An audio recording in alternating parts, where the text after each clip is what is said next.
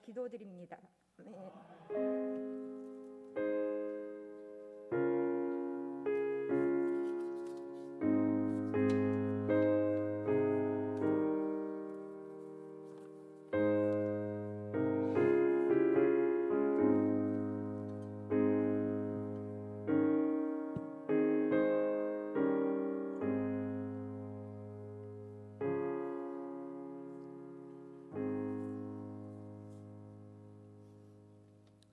오늘 우리가 함께 나눌 말씀은 로마서 8장 28절로 30절까지의 말씀입니다. 로마서 8장 28절부터 30절까지의 말씀 제가 봉독하도록 하겠습니다. 우리가 알거니와 하나님을 사랑하는 자 곧 그의 뜻대로 부르심을 입은 자들에게는 모든 것이 합력하여 선을 이루느니라. 하나님이 미리 아신 자들을 또한 그 아들의 형상을 본받게 하기 위하여 미리 정하셨으니 이는 그로 많은 형제 중에서 맏아들이 되게 하려 하심이니라. 또 미리 정하신 그들을 또한 부르시고 부르신 그들을 또한 의롭다 하시고 의롭다 하신 그들을 또한 영화롭게 하셨느니라. 아멘.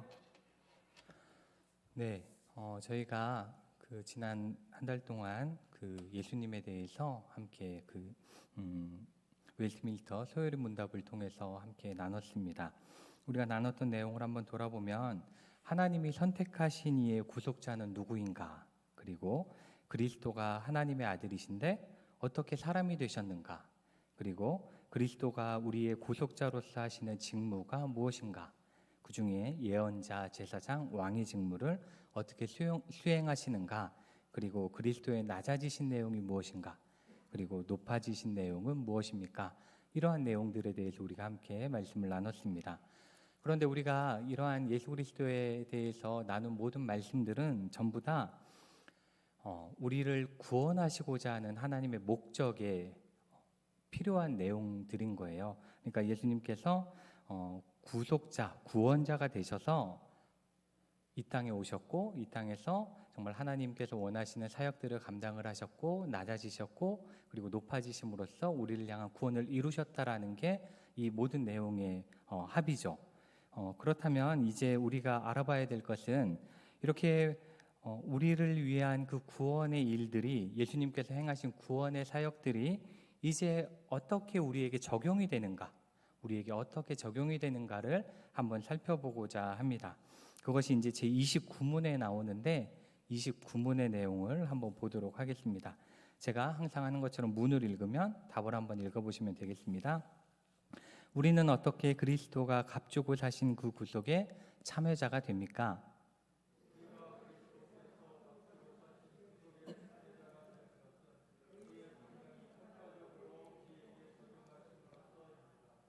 네, 이렇게 구속자, 그 구속의 참여자가 되는 부분에 대해서 이렇게 답이 있는데 디도서 3장 5절은 우리에게 이렇게 말씀합니다. 우리를 구원하시되 우리가 행한 바 의로운 행위로 말미암지 아니하고 오직 그의 긍휼하심을 따라 중생의 씻음과 그리고 성령의 새롭게 하심으로 하셨나니, 이렇게 하면서 이 구원에 대한 내용을 이 말씀이 굉장히 잘 요약을 해주고 있습니다. 이렇게 구원은 우리의 힘으로 되어지는 것이 아니라 하나님께서 이루시는 구원의 사역입니다. 그리고 그 구원에 대한 내용을 간단하게 우리가 살펴보면 구원에 우리가 보통 순서가 있다라고 이야기를 하는데 다음 걸 보여주시면 이렇게 한 9가지의 순서, 때로는 10가지의 순서로 이야기를 하고는 합니다. 소명, 중생, 회심, 신앙, 칭의, 양자, 성화, 견인, 영화, 이러한 과정들을 거쳐서 구원에 이른다 이렇게 이야기를 하는데, 그런데 우리가 여기서 알아야 될 것은 이 구원의 순서 앞에서부터 쭉 나오는 것은 시간적인 순서가 아니에요. 내가 신앙생활을 시작한 지 얼마쯤 되면 소명이 있고 얼마쯤 되면 중생이 되고 이러한 개념이 아니라 논리적인 순서입니다. 사람이 이렇게 신앙을 갖기 시작하고 그 다음에 이렇게 구원의 여정을 쭉 이어나가는 과정 속에서 이러이러한 단계를 거쳐서 대체적으로 영화에 이른다, 구원에 이른다, 이것을 이야기하는 거예요. 그러니까 이 구원의 순서를 시간적으로 보면 내가 나이가 몇 살인데 아직 요 정도도 이르지 못한 것 같아, 이렇게 불안할 수 있지만 이것은 그러한 이야기를 하는 게 아닙니다. 구원받은 자들이 어떠한 단계를 거치는가에 대한 그런 논리적인 내용이라는 걸 알아야 되고, 그리고 구원은 두 가지 의미를 갖습니다. 첫째는 예수님께서 십자가를 통해 그리고 부활을 통해서 성취해내신 구원이 있고, 그 다음에 우리가 그 예수님께서 이루신 사역들을 믿음으로써 받게 되는 구원의 의미를 갖고 있습니다. 그리고 이 구원은 삼위 하나님께서 함께 하시는 구속의 사역입니다.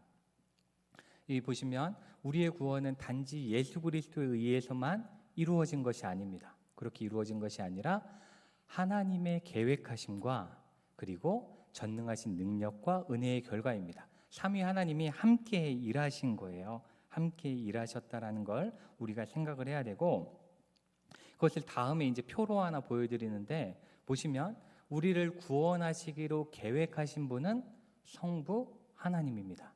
그리고 구원을 성취해내신 분, 십자가를 통해 부활을 통해 성취하신 분은 성자 하나님인 예수님이 하신 거죠.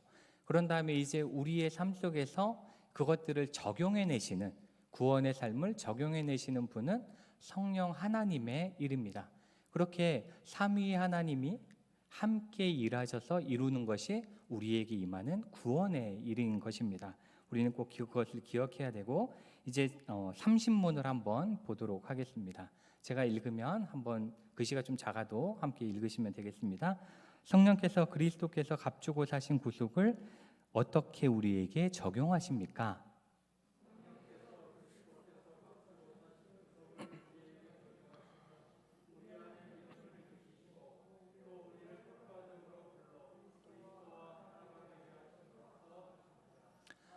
네, 분명히 우리가 전 시간까지 배운 거는 예수 그리스도께서 구원을 성취하시는 내용까지 우리가 함께 배운 거예요. 이제 그 그리스도께서 구원을 성취하신 그 구원이 이제 우리에게 어떻게 적용되어지는가는 이제 성령께서 하시는 일인데, 이 성령께서 하시는 구원을 위해서 하시는 성령의 사역은 세 가지라고 나와 있습니다. 첫째는 믿음을 일으키시죠. 우리 가운데 믿음을 일으키시는 것은 성령께서 하시는 겁니다. 내가 믿고 싶다고 믿어지지 않는 거예요. 성령께서 하시는 거고, 그 다음에 효과적으로 우리를 부르시는 거죠. 우리가 교회에 온 것은 다 부르심이 있기 때문에 이 자리에 있는 거죠. 그런 다음에 우리에게 구원의 적용을 하나하나 해나가시는 것은 성령께서 우리를 도와서 하시는 일이라고 볼 수 있습니다. 그러면 이 구원이 어떻게 적용되는가 보시면, 성령이 우리 아까 말씀드린 것처럼 성령이 구원을 우리에게 적용을 하십니다. 그리고 이 구원의 적용의 핵심은 믿음으로 말미암은 성자 하나님 예수님과의 하나됨, 연합함, 이것을 이 적용을 통해서 이루어진다라는 겁니다. 그렇기 때문에 우리가 죄인이어도 우리의 죄는 그리스도께 전가되고, 그 다음에 그리스도의 의로움이 우리에게 전가되어서 내가 의로움을 이루어내서 구원에 이르는 것이 아니라 예수님이 우리에게 의로움을 전해주셔서 구원을 얻게 된다라는 겁니다. 그래서 구원의 이 적용은 성령께서 우리에게 구원을 적용해 주셔서 우리가 예수 그리스도와 하나가 되는 거예요. 하나가 됨으로써 예수가 이루신 구원이 나의 구원이 이제 되는 거죠. 과거의 역사 속에 있었던 사건이 지금 나에게 이루어지는 사건으로 바뀌어지는 게 이제 그러한 구원의 적용이라고 볼 수 있습니다. 그래서 고린도후서 5장 21절은 우리에게 이렇게 말씀합니다. 하나님이 죄를 알지도 못하신 이를 우리를 대신하여 죄로 삼으신 것은 우리로 하여금 그 안에서 하나님의 의가 되게 하려 하심이라. 이렇게 말씀하면서 죄를 알지 못하시는 이가 대신 죄를 지심으로 우리 안에 하나님의 의가 나타나게 되었다. 이렇게 성경은 증언하고 있습니다. 또한 이 구원의 적용은 택한 자의 하나여 이루어집니다. 택한 자의 하나여 이루어지고, 모든 사람이 구원에 이르는 것이 아니라 하나님께서 영원전에 구원하시기로 택한 자가 구원을 받게 됩니다.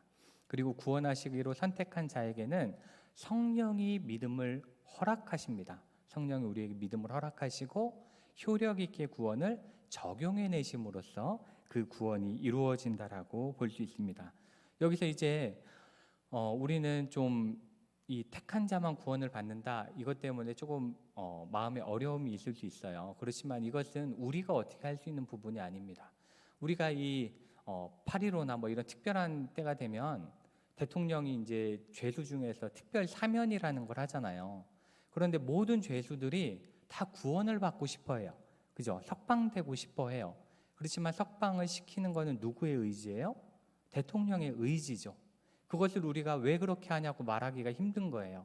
그와 같이 이 택함에 대한 부분은 우리가 어떻게 생각하든지 하나님께서 정하신 거기 때문에 우리가 어떻게 판단할 수 있는 문제는 아니라는 거죠. 그죠? 하나님의 구원의 택하심이 우리에게 임하기만을 그 은혜를 구하는 우리의 입장이라는 것입니다. 그리고 또한 이러한 택함에 있어서의 복음의 전파와 반응이 있는데, 이 복음은 선택된 자에게만이 아니라 모든 죄인들에게 동일하게 전파가 됩니다. 이 다음 거 보여주시면, 그리고 복음을 듣게 되었을 때 다 듣긴 들어요. 다 듣긴 듣는데 사람들은 크게 두 가지 반응으로 나누어지죠. 복음을 받아들이는 사람과 받아들이지 않는 사람. 근데 받아들이는 사람은 회개를 합니다. 자신이 얼마나 죄인인지를 깨닫게 되는 거죠. 그렇지만 받아들이지 않는 사람은 마음이 더욱더 강팍해지고 더욱더 복음을 밀어내는 일들을 하게 됩니다. 그런 다음에 이제 이 성령께서 하시는 그 효과적인 부르심, 우리를 부르시는 내용에 대해서 우리가 볼 수 있는데, 우리가 궁금해할 수 있는 거죠. 어떤 이는 복음을 받아들이지 않는데 왜 어떤 사람들은 복음을 받아들이는가? 여기서 이 복음을 받아들이는 사람들이 얼마나 효과적으로 부르심을 받았는가에 대한 이게 문제라는 거예요. 이것은 그러한 문제고, 복음을 받아들인 사람들은 참된 복음을 받았을 뿐만 아니라 성령님께서 그 안에서 역사하셨기 때문에 효력 있게 부름을 받았다라는 거죠. 모두 다 말씀을 듣지만 그것을 받아들이고 믿음으로 받아들이기 위해서는 성령의 사역이 우리 안에 필요하다라는 겁니다. 성령께서 우리에게 그것을 깨닫게 하시고 인정케 하셔야만 그 복음이 우리 안에 바르게 들어올 수 있다라는 겁니다. 그런데 이게 잘 생각해야 되는 게, 이것을 이 택정에 대한 부분을 잘못 이해하면 누군가가 교회를 열심히 안 다니거나 누군가에게 전도를 열심히 했는데 잘 되지 않으면 우리가 이러한 오류에 빠질 수가 있어요. 저 사람은 하나님이 버린 사람인가 보다. 내가 그렇게 위해서 기도했는데 안 바뀌어. 하나님이 저 사람을 버렸나? 이렇게 생각할 수 있지만 그렇게 생각해서는 절대로 안 됩니다. 그 택하심에 대한 문제는 하나님의 영역이지만 우리의 몫은 그럼에도 불구하고 모든 이들을 향해서 끊임없이 하나님의 말씀을 전하고 그들에게 성령께서 도와주시기 위해서 기도하는 일이 필요한 겁니다.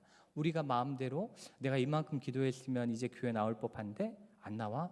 저 사람은 포기해야 되는 사람, 저 사람은 안 되는 사람, 이렇게 생각하는 건 절대로 이 교리와 맞지 않는다라는 거죠. 우리는 그런 식으로 이 교리를 판단하거나 해석해내서는 절대로 안 됩니다. 그리고 이제 거듭남에 대한 부분인데, 이 거듭난다라는 건 성령이 택한 자를 효력 있게 부르실 때 그 사람이 이제 바뀌어진다라는 거예요. 새롭게 태어난다라는 거죠. 뒤에 이제 그 구원의 순서를 조금 더 다룰 텐데 그때 조금 더 자세하게 이 부분은 다루도록 하겠는데, 이 거듭난 자들은 끝까지 복음에 대해서 거부하다가도 이 성령께서 역사하시면 복음의 진리를 그때에서야 깨닫게 된다라는 겁니다. 그리고 그렇게 깨닫게 되면 자기 자신이 얼마나 죄인이었는지를 알게 되고 하나님 앞에 범죄했음을 알게 되고 그 다음에 예수님의 필요를 알게 되고, 그래서 사람이 계속 안 믿을 것 같다가도 어느 순간 성령께서 역사하시면 그 사람이 크게 변화되는 것들을 우리가 목격하게 되잖아요. 우리의 신앙생활 속에서 우리가 발견하게 되는데 그것이 바로 거듭남의 일이 나타났다라고 우리가 볼 수 있습니다. 그리고 또한 이렇게 성령께서 우리 안에서 역사하시는 건 우리의 힘으로 되어지는 게 아니에요. 이것은 불가항력적 은혜입니다. 불가항력적. 이 효력 있는 부르심, 성령의 사역은 불가항력적인 은혜예요. 이 말은 피하고 싶다고 해서 피해지는 게 아니에요. 거부하고 싶다고 해서 거부해지는 게 아닙니다. 내 마음대로 되지 않는 거예요. 우리 성도님들이 한번 생각을 해보시면 내가 신앙을 갖고 싶다고 막 한다고 신앙이 가져지나요? 그렇지 않아요. 내가 교회를 막 떠나고 싶다고 해서 떠나지지도 않아요. 하나님께서 나에게 그것들을 허락하실 때에 그러한 신앙이 가능한 거죠. 그것은 내가 하고 싶다고 되어지는 게 아님을 우리는 신앙적인 체험들을 통해서 많이 경험하게 돼요. 하나님이 우리를 강권적으로 붙잡으시다 보니까 우리 마음대로 되어지지 않는 모습들을 발견하는데 그게 바로 이 불가항력적인 은혜라고 볼 수 있습니다. 지금까지 이렇게 구원에 대해서 간단하게 살펴봤는데 아까 말씀드린 것처럼 이 구원에 대한 내용들을 논리적으로 쭉 순서에 따라 정리한 것이 바로 구원의 단계 또는 구원의 서정이라고 불리는 겁니다. 그래서 그것들에 대해서 간단하게 나누어 보고 말씀을 마치고자 하는데요. 먼저 소명입니다. 소명. 우리가 흔히 콜링, 영어로는 콜링이라고 표현하는 부르심을 받는 것. 그것인데 하나님께서 부르고 초청하는 겁니다. 우리를 부르시는 거죠. 이 로마서 8장 28절 말씀을 눈으로 한번 같이 읽어보시면 우리가 알거니와 하나님을 사랑하는 자 곧 그의 뜻대로 부르심을 입은 자들에게는 모든 것이 합력하여 선을 이루느니라. 성경은 이렇게 말씀을 하십니다. 우리가 나 가고 싶어요 해서 가는 게 아니라 그의 뜻대로 부르심을 받은 그 사람들이 모이는 것이 바로 소명을 받은 자들이 모이는 이 자리인 거죠. 이 소명, 이 부르고 초청하시는 분은 삼위일체 하나님이십니다. 그렇죠. 삼위일체 하나님, 성부, 성자, 성령 하나님이 우리를 부르시는 분입니다. 그리고 이렇게 하나님께서 부르시는 이유는 우리를 하나님의 소유, 하나님의 자녀 삼기 위해서 부르시는 거죠. 하나님의 자녀 삼기 위해 부르시고 그리고 우리에게 영원한 생명, 이 땅에서의 짧은 시간이 아니라 영원한 생명을 주시기 위해서 우리를 부르십니다. 그리고 이러한 소명을 받은 사람들은 부름에 응답할 수밖에 없는 그 믿음이 마음속으로부터 나타나게 되어집니다. 그리고 또 그 부름에 따라서 따라가고자 하는 그 삶의 방법들이 바뀌어지는 것들을 우리가 볼 수 있습니다. 그런 다음에 이렇게 소명을 받으면 그 다음에 중생이 나타나는데 이것은 우리가 거듭났다, 우리가 흔히 표현하는 거듭남, 그리고 새롭게 태어났다, 이러한 것들이 중생이라고 이야기할 수 있습니다.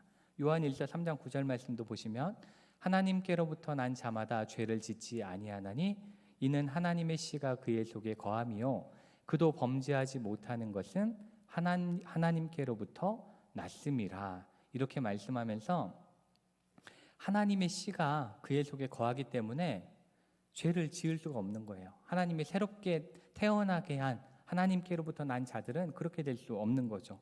그렇게 되어지는데 이 중생은 거듭나는 것은 어떻게 되어지냐면 첫째 말씀으로 되어지죠. 말씀으로 우리가 잘 받게 될 때 성령께서 우리 안에서 말씀으로 역사하셔서 우리를 거듭나게 하십니다. 그리고 성경은 우리가 물과 성령으로, 그러니까 세례와 성령으로 거듭나게 하신다라고 말씀하고 있습니다. 그렇게 중생은 그렇게 되어지는 거예요.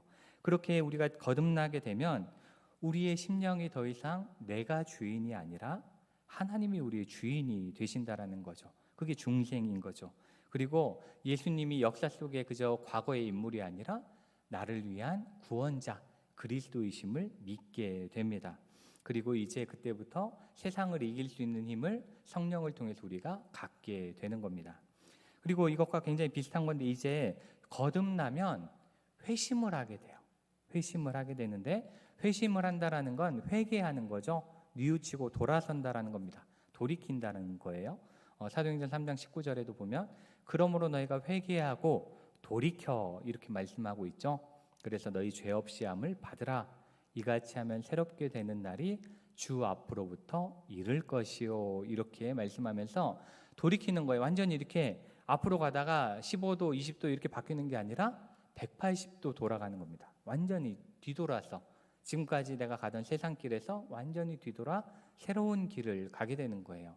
그렇기 때문에 새롭게 되는 날이 이를 것이다. 이렇게 말씀을 하고 있는 겁니다. 성경을 보면 이 회개한 자 그러면은 대표적인 사람으로 다윗을 뽑을 수 있죠. 다윗이 죄를 질 때마다 회개하죠. 회개하고 새로운 사람이 됩니다. 자신이 지었던 죄에 대해서 완전히 물리치고 새로운 길을 가려고 노력을 합니다. 그리고 또한 삭개오를 들 수 있죠. 삭개오를 보면 삭개오는 굉장히 탐욕스럽고 자기만을 생각하고 자기 욕심만을 쫓았던 세리였죠. 그렇지만 예수님을 만나고 완전히 삶의 방향이 뒤바뀌어서 모든 자기의 재산을 다른 이들을 위해 쓰게 되는 그러한 놀라운 변화가 있게 됩니다. 그리고 자신이 잘못한 것에 대해서는 갚아주는, 잘못해서라도 뺏어오는 사람에서 잘못된 것을 더해서 갚아주는 그러한 사람으로 완전히 바뀌게 된 걸 보게 되었고, 또 성경 속에 회심한 사람은 사도 바울이 있죠. 사도 바울은 예수 믿는 사람들을 정죄하고 죽이러 다니는 사람들이 이제 예수를 전하는 자로 바뀌게 되는, 이것이 바로 회심입니다. 아마 우리도 그러한 시간들이 분명히 있었을 겁니다. 우리의 삶 속에서 나의 죄가 이렇게 가는 것이 죄된 모습인데 그로부터 완전히 되돌아서 가게 되는 일들이 우리 가운데 있었을 것입니다. 그리고 이렇게 회심하는 사람의 특징은 옛사람, 내가 가지고 있던 옛 자아를 이제는 버려버리고 벗어버리고 새 사람을 입게 되는, 그래서 새로운 사람으로서의 삶을 다시 시작하는 그러한 과정이 바로 이 회심의 과정이라고 볼 수 있습니다.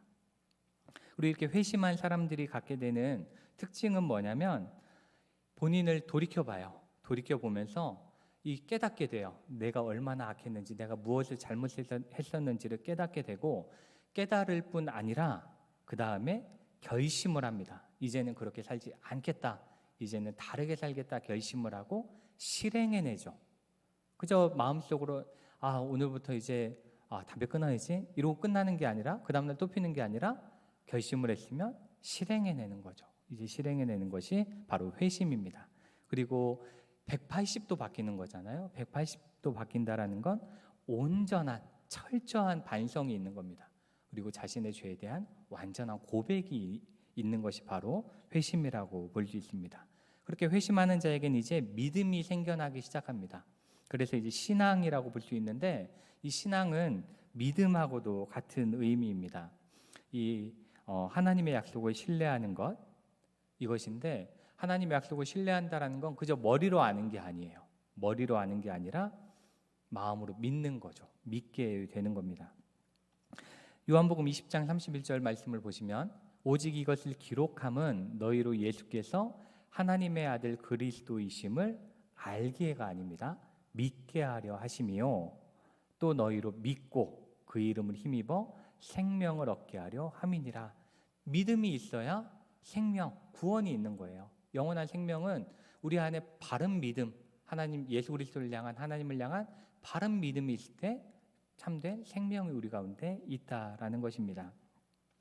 그런데 이 믿음도 우리가 믿고 싶다고 믿어지지 않아요. 여러분, 많은 사람들이 질문해요. 예수님을 믿고 싶다라고 물어보고, 그래서 예수님에 대해 알려달라고 물어보지만 설명을 해줘도 그걸 도대체 내가 어떻게 믿죠? 사람이 와서 십자가에 달려 죽은 다음에 그게 용서가 된다라는 걸 내가 어떻게 믿죠? 대부분 이렇게 생각을 하고 받아들이지 못합니다. 그렇기 때문에 이 믿음은 오로지 하나님께서 선물로 주실 때에만 우리가 받을 수 있는 거예요. 그렇기 때문에 이 믿음도 성령의 사역일 수밖에 없는 거죠. 성령께서 도와주시지 않으면 우리 안에 믿음이 나타날 수 없습니다. 그리고 우리가 믿어야 되는 가장 중요한 것들은 대표적으로 앞에 나눴던 그러한 그리스도에 대한 성령으로 잉태된 예수, 이 예수님 믿기 굉장히 어렵죠. 동정녀 몸에서 태어나신 예수님 믿기 어렵고, 그 다음에 예수님께서 많은 이적들을 펼치셨는데 많은 자유주의 신학자들은 그걸 믿지 않았어요. 그거는 그저 신화적인 이야기다라고 이야기를 했지만 그것이 성령께서 도와주시면 믿음으로 우리에게 믿어지는 겁니다. 또한 십자가를 지신, 우리 죄를 위해 십자가를 지신 예수님이 믿어지게 됩니다. 그것들이 믿어지게 되고, 그리고 부활하신 예수님을 우리가 믿을 수 있습니다.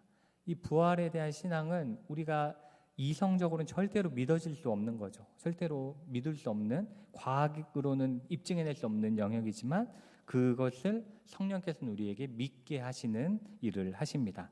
그리고 승천하신 예수님을 믿게 되는 거죠. 우리가 아무리 하늘을 보고 우주를 여행하고 해도 하늘나라를 발견할 수가 없어요. 그렇기 때문에 우리는 과학자들은 믿지 못한다라고 이야기합니다. 그렇지만 성령께서 우리를 도와주실 때에만 이 예수님이 믿어지는 거죠. 그리고 심판하러 오실 예수 그리스도를 믿게 됩니다.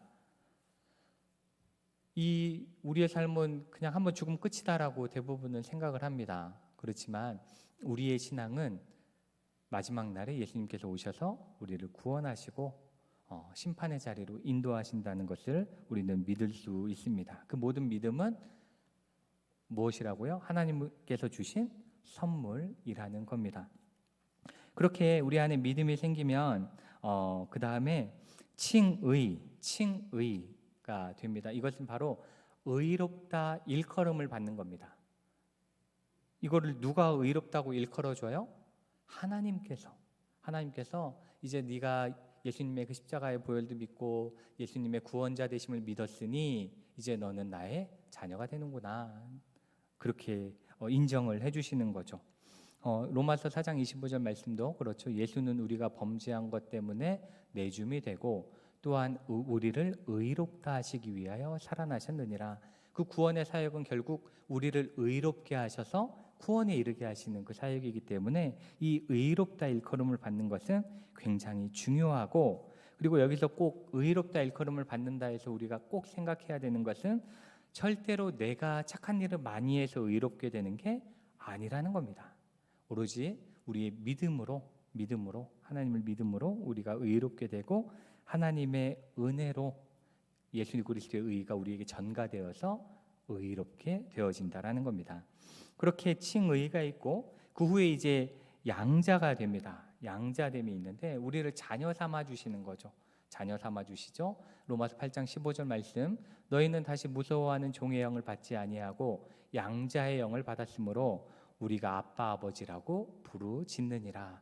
이제 우리가 하나님을 아버지라고 부를 수 있게 된 겁니다. 우리가 아버지 이러면서 기도하시잖아요. 하나님 아버지 이러면서 기도하시잖아요. 그렇게 할 수 있는 이유는 우리를 자녀 삼아 주셨기 때문에 가능한 거죠. 제가 이렇게 저 뒤에 이제 안내를 하고 있는데 다른 집사님 딸이 갑자기 제 손을 이렇게 딱 잡는 거예요. 그래서 제가 이렇게 저렇게 쳐다봤더니 걔가 저랑 눈을 마주치더니 갑자기 손을 뿌리치고 막 도망가는 거예요. 그러니까 제가 아빠인 줄 알았나 봐요. 아빠인 줄 제 손을 잡았는데 저도 걔가 내 딸이 아니니까 어색했죠. 그렇게 친자녀 관계가 아니면 어색한 거죠. 그렇지만 하나님께서는 우리를 자녀로 삼아 주셨기 때문에 우리가 이제 아빠 아버지로 부를 수 있는 겁니다. 이 양자가 되면, 이 자녀가 되면 이제 하나님의 절대적인 보호를 받게 되는 거죠. 부모는 자녀를 위해서 절대적으로 보호하는 역할을 하잖아요. 그리고 부모는 절대로 자녀를 버리지 않습니다. 하나님께서는 자녀 삼으신 우리를 절대로 버리지 않으신다라는 겁니다. 그리고 하나님의 영원한 기업, 영원한 천국의 삶을 우리에게 보장해 주시는 거죠. 그렇기 때문에 결과적으로 우리가 과거에는 율법 아래의 죄 가운데 있었죠. 그렇지만 지금은 성령의 도우심으로 그리스도와 연합하여졌고 이제 마지막 날에 그 결과로 영생, 하나님과 영원히 함께 사는, 자녀로 함께 사는 그러한 일들이 있을 겁니다. 그리고 이제 그렇게 자녀된 자들은 성화가 돼요. 성화는 거룩하게 변한다는 거죠. 변화가 있다라는 거예요. 히브리서 12장 14절 말씀, 모든 사람과 더불어 화평함과 거룩함을 따르라. 이것이 없이는 아무도 주를 보지 못하리라. 이렇게 하면서 이 거룩함이 따라가야 되는 거예요. 이제 거룩해지는 과정이 있는 거죠. 그렇다면 과연 어떻게 우리는 거룩하게 변화되어지는가? 그것은 첫째로 하나님의 말씀이 우리를 변화시킴으로 우리가 거룩해집니다. 또한 그리스도께서 우리를 보혈로 씻으심으로 우리의 죄됨이 사라지고 우리가 거룩한 존재로 바뀌어지게 됩니다. 그리고 성령께서 우리를 바꾸어 주심으로, 우리 안에서 주인 되셔서 바꾸어 주심으로 우리가 변화가 되어집니다. 이게 굉장히 좀 비슷비슷해요. 그래서 조금 비교해 보면 중생은 영적인 출생이라면 다시 태어나는 거잖아요. 거듭나는 거라면 성화는 영적으로 자라나는 겁니다. 성장하는 거죠. 그게 이제 중생과 성화라고 할 수 있고, 칭의는 이 하나님의 자녀의 권세를 회복시켜 주는 거, 법적 용어죠. 이제 법적으로 선언되어지는 거죠. 그런데 성화는 자녀로 법적 효력을 얻는 것이 아니라 이제 하나님의 자녀로 형상이 회복되어지는 겁니다. 형상이 회복되어지는 거죠. 그래서 하나님을 닮아가는 것이 바로 이 성화라고 볼 수 있습니다. 그리고 이제 8번째로 견인이라는 게 있어요. 견인은 잡아주는 것, 보호하는 것, 이것이 바로 견인입니다. 우리가 이제 견인차 이렇게 표현하잖아요. 다른 걸 이렇게 끌고 견인해 갈 때 견인 그렇게 하는데, 이 견인이라는 것은 일단 베드로후서 3장 9절 말씀을 보시면 주의 약속은 어떤 이들이 더디다고 생각하는 것 같이 더딘 것이 아니라 오직 주께서는 너희를 대하여 오래 참으사 아무도 멸망하지 아니하고 다 회개하기에 이르기를 원하시느니라, 이렇게 말씀하는데, 이 내가 신앙을 갖고 예수님을 믿기 시작할 때 빨리 하나님이 오시면 최고 좋을 것 같아요. 그렇지만 하나님은 모두를 구원하시고 싶은 거예요. 그러다 보니까 우리를 이 성화의 가정 속에 있지만 이 땅에서 하나님 나라 갈 때까지 삶을 살아가게 하십니다. 모두를 구원해야 되기 때문에 모두에게 이 삶을 계속 허락하고 계세요. 근데 이 땅은 너무나 악하기 때문에 유혹에 빠지기도 쉽고 죄를 짓기도 쉽고 하나님으로부터 멀어지기도 쉬워요. 그래서 하나님께서 성령을 보내셔서 도와주시는 겁니다. 우리를 딴 데 못 가게 이렇게 붙잡고 끌고 가 주시는 거예요. 이렇게 같이 걸어가 주시는 거죠. 함께 동행해 주시는 겁니다. 우리가 신앙의 삶을 살아가는데 힘들고 어려울 때마다, 우리가 넘어지려 할 때마다 우리를 일으켜 세워주시고 또 업어주시고 안아주시고 하면서 같이 가주시는 거죠. 이게 바로 견인입니다. 이렇게 끝까지 우리가 부족함에도 불구하고 우리를 견인해서 끌고 가시는 이유는 바로 우리를 창세전부터 택하셨기 때문에 그렇습니다. 우리를 택하셨죠. 그리고 예수의 피로 속죄, 용서해 주셨기 때문입니다. 그리고 우리 모두를 자녀 삼으셨기 때문에 우리를 때로는 조금 벗어나도 다시 끌어안으셔서 끌고 가시는 그 견인의 역할을 하시는 겁니다. 그런 다음에 그렇게 견인하셔서 끝까지 우리의 믿음의 삶을 쭉 인도하신 다음에 이제 영화를 우리에게 주십니다. 이 영화는 부활, 영생, 그리고 썩지 아니하는 몸을 입는 것, 이것을 바로 영화라고 표현합니다. 고린도전서 15장 53절 54절 말씀 보시면 이 썩을 것이 반드시 썩지 아니할 것을 입겠고 이 죽을 것이 죽지 아니함을 입으리로다. 이 썩을 것이 썩지 아니함을 입고 이 죽을 것이 죽지 아니함을 입을 때에는 사망을 삼키고 이기리라고 기록된 말씀이 이루어지리라. 이렇게 말씀하면서 썩지 아니함을 입고 사망을 삼키고 이기게 하시는 것, 그것이 바로 영화입니다. 이 영화가 이루어지는 그 시기는 바로 예수 그리스도께서 다시 오시는 그때 우리 모두는 순식간에 홀연히 변화를 받게 된다라고 성경은 약속하고 계십니다. 그리고 이러한 영화를 누리는 사람의 결과는 영원한 안식을 이제 우리는 누리게 되는 거죠. 영원한 안식을 누리게 되고, 그 다음에 우리에게 하나님께서는 생명의 면류관을 허락해 주십니다. 생명의 면류관을 허락해 주시고, 그리고 의의 면류관과 영광의 면류관을 우리가 얻고 누리게 하시고, 그리고 이제 우리의 영화된 몸은 예수님께서 부활하신 후에 영광스러운 몸으로 나타나신 것처럼 영원히 썩지 아니하는 영광스러운 몸을 입고 영원한 구원의 잔치에 참여하게 되는 그러한 일들이 이 과정들을 통해서 이루어진다라고 볼 수 있습니다. 이렇게 하나님께서는 예수 그리스도를 이 땅에 보내심으로 우리를 향한 놀라운 구원의 계획들을 만들어 주셨고 우리에게 알려주셨습니다. 그리고 우리에게 믿음을 갖게 하셨고 우리를 이 자리로 모으셨고, 그리고 우리를 끝까지 하나님 나라에까지 인도하시기 위해서 우리를 지금도 성령께서 함께 하심으로 이끌어가고 계십니다. 우리는 이러한 하나님의 위대하신 구원의 계획과 그리고 하나님께서 이루시는 이 성취들을 바라보면서 언제나 감사하는 믿음의 사람들이 되어야 되겠습니다. 지금 당장 내 앞에 있는 어려움 때문에 불평하고 원망하는 것이 아니라 하나님께서 끝까지 우리를 포기하지 않으시고 선택한 우리를 구원하시고자 하는 그 마음, 그리고 하나님의 뜻에 감사하며 언제나 매일매일 기쁨으로 신앙생활 하시는 저 여러분 되기를 주님의 이름으로 축복합니다. 같이 기도하시겠습니다. 사랑과 은혜가 많으신 하나님, 오늘 정말 예수님께서 이 땅에 오신 그리고 하셨던 모든 구원의 사역들이 모두 다 우리를 위한 것임을 다시 한번 깨닫게 됩니다. 그리고 여전히 성령께서 우리 가운데 함께 하셔서 우리를 돕고 계심을 다시 한번 깨닫게 됩니다. 우리가 이러한 하나님의 놀라우신 은혜를 언제나 감사할 수 있도록 도와주시고 언제나 우리 입술에서 찬양이 넘치는 우리의 삶이 되게 하여 주시옵소서.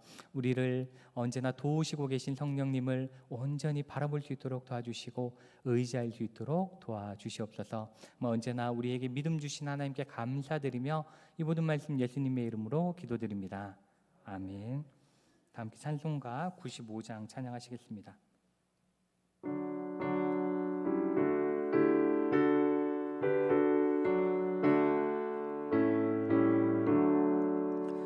나의 기쁨 나의 소망